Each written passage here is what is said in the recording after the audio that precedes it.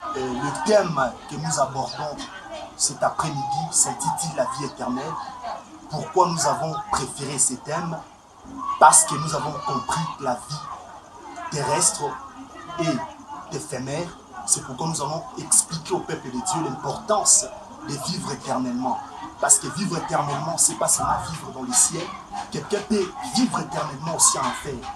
Mais pour cet après-midi, nous sommes venus vous rassurer l'importance de la vie éternelle auprès de notre Seigneur Jésus-Christ. Et le passage biblique que nous allons aborder, et nous allons commencer par lire Jean chapitre 3, verset 16. C'est un message qui est très connu et dans le monde. Nous disons au nom de Jésus-Christ. Car Dieu a tant aimé le monde qu'il a donné son Fils unique, afin que quiconque croit en lui ne périsse point, mais qu'il ait la vie éternelle. Amen. Donc, ce passage que nous avons lu avec vous va nous expliquer la vie de notre Seigneur Jésus-Christ. Lui qui est Dieu et qui s'était fait humain pour nous sauver. Et pourquoi nous avons lu ces versets? Parce que Dieu avait constaté sur la terre, il y a beaucoup de choses horribles qui se font. Il y a des péchés qui se passent sur la terre. Et les hommes ne veulent pas écouter la parole de Dieu. Les hommes font ce qui leur vient dans leur cœur. Ils ne font pas la volonté de Dieu. Et nous avons constaté qu'il y avait des choses qui se faisaient tellement horribles. Nous pouvons avoir l'idée sur ce qui s'était passé dans Genèse chapitre 6. Nous avons compris l'importance où le Fils de Dieu était descendu sur terre pour aimer les humains. Quand nous parlons des Fils de Dieu ici, nous comprenons que ce sont des anges qui ont quitté leur domicile céleste pour venir habiter sur la terre. Ils ont commis ce qui était mal aux yeux de l'Éternel. Et le monde était rempli de péchés. Le monde était rempli de mal. Et les cœurs des humains étaient tournés vers le péché. Et aucune personne ne pouvait vivre éternellement. Aussi longtemps Dieu avait créé l'homme avec la pensée de l'éternité. Et lorsque nous commettons des péchés d'office, nous nous écartons de la présence de Dieu. Et tellement il y avait des péchés qui se produisaient sur la terre. Et Dieu a vu que cela n'était pas bon devant ses yeux. Il avait fait une réunion céleste dans laquelle il avait fait appel aux créatures célestes. Là, nous voyons les anges, nous voyons les êtres supérieurs qui siègent dans le ciel. Et Dieu avait tenu une réunion pour chercher la personne qui va envoyer pour sauver l'humanité. Il n'y avait personne. Il a regardé tout autour de lui, il n'y avait personne. Mais on avait vu quelqu'un qui avait pris l'apparence d'un être humain, notre Seigneur Jésus-Christ. C'est pourquoi nous avons lu dans ces versets. Car Dieu a tant aimé le monde, il a donné son Fils unique, afin que quiconque croit en lui ne périsse point, mais qu'il ait la vie éternelle. Et quand Christ est venu sur la terre, sa mission primordiale et principale était de nous sauver. Sa mission éternelle était de nous donner la vie éternelle. Mais il y avait une condition sine qua non, ou encore une condition importante pour avoir cette vie, pour avoir ce cadeau que Dieu nous avait envoyé. C'était de croire en Jésus-Christ. Les bien-aimés, il faut croire en Christ. Quand nous croyons en Jésus-Christ, nous avons la vie éternelle en nous. Mais il y a des gens qui n'aiment pas croire en Christ. Ils ont des raisons qu'ils avancent que Christ n'était pas mort pour nous.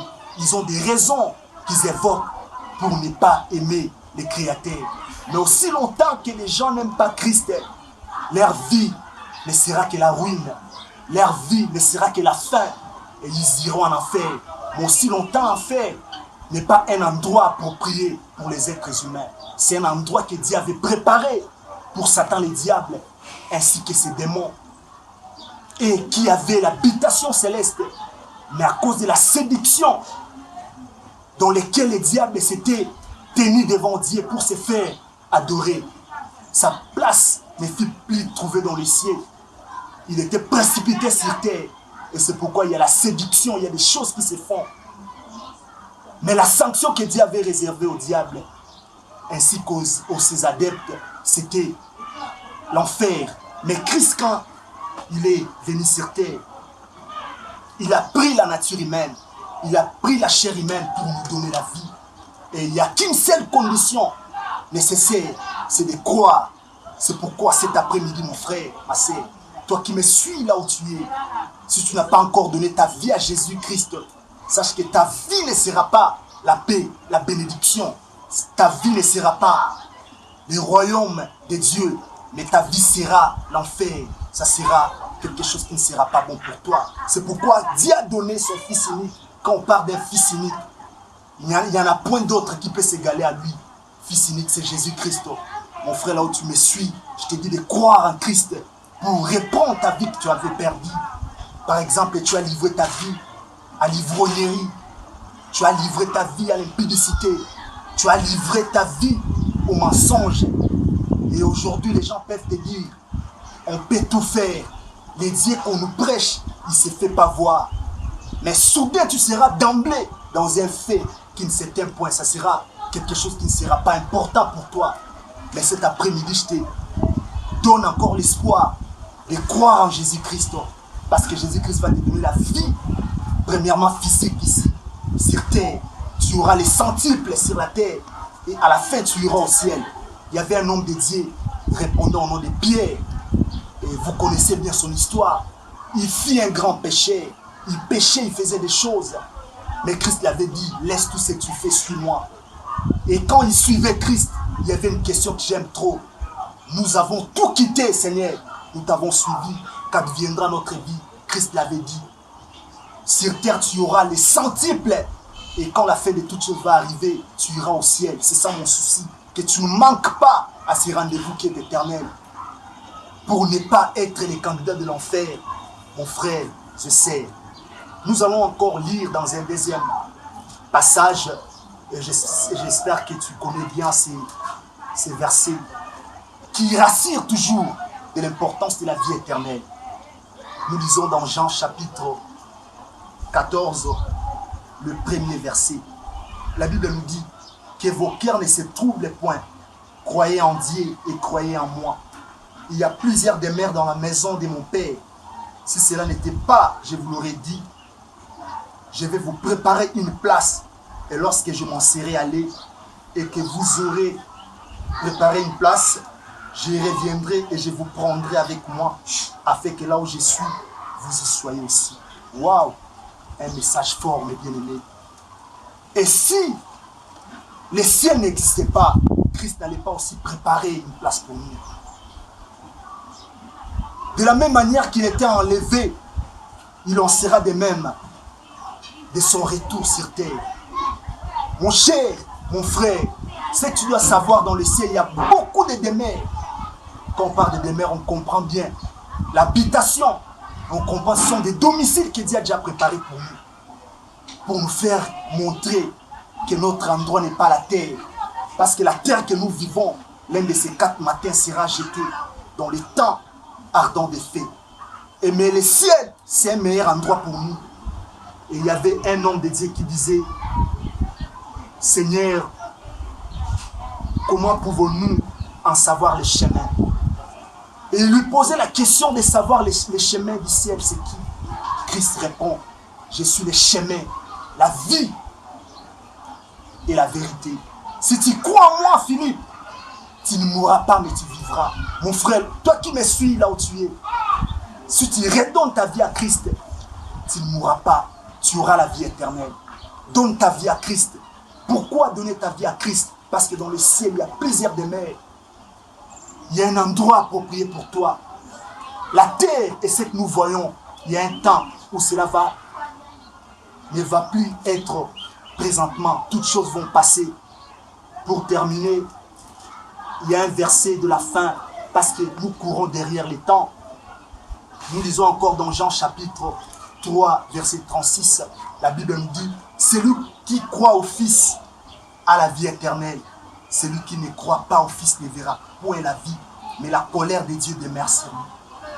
Mes chers bien-aimés, refusez de croire au Fils de Dieu, d'office, Tu as déjà mis ta fin à ta vie. La Bible nous dit, celui qui ne croit pas au Fils ne verra pas la vie, pas n'importe quelle vie, mes bien-aimés, mais la vie éternelle. Si tu crois au Fils de Dieu, tu as la vie éternelle en toi, parce que tu as mis ta confiance en lui, il ne va pas te laisser. Toute personne qui prend sa vie, qui donne sa vie en Christ, il ne sera pas confus. Mes bien-aimés, nous sommes à la fin. Toi qui me suis, je te rassure, il y a quelqu'un qui avait pris ta place. C'est la croix de Golgotha. C'est Jésus-Christ de Nazareth.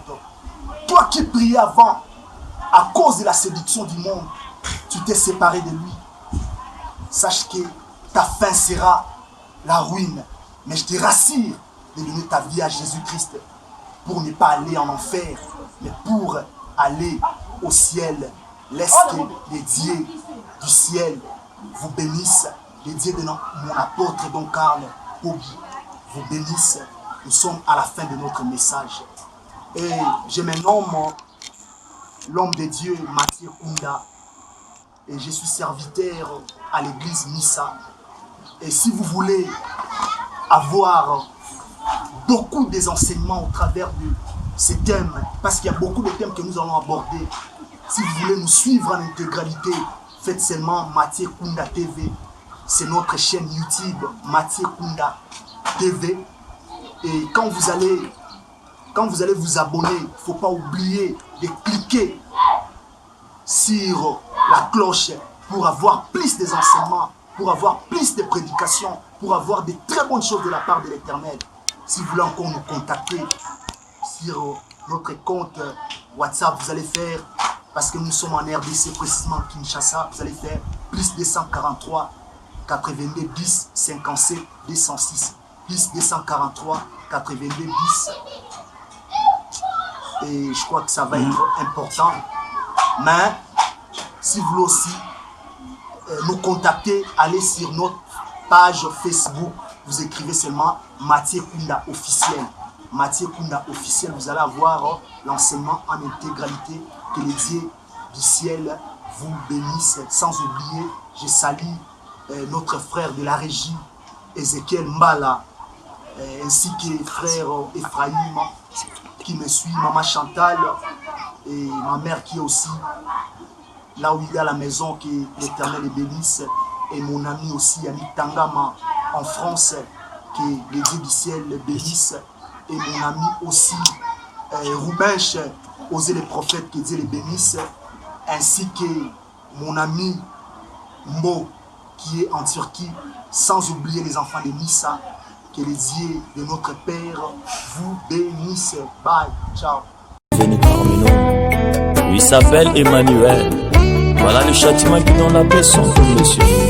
Il nous a sauvé la vie. Que le grand amour. Alléluia.